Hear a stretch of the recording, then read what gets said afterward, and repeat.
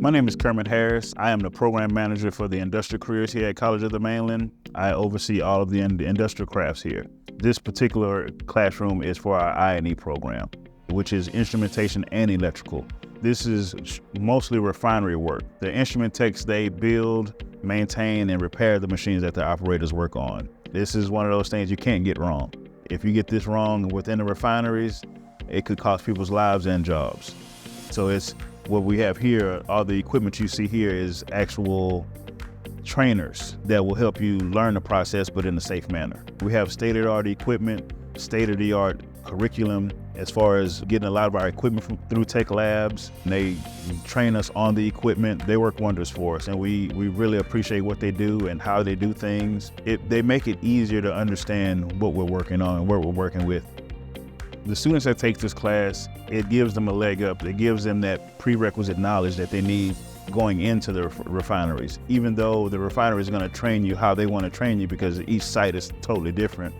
But this gives them that base knowledge to where they can take it anywhere and use it versus coming off the street not knowing anything. Before you know it, you go from sitting on the steps doing nothing to taking a class 2 days a week. 10 months later, you have a career.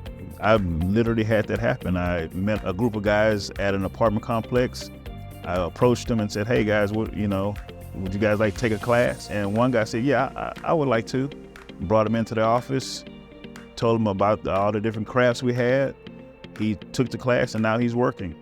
This was about a year ago. And now he calls me every now and then and says, Kermit, thank you so much.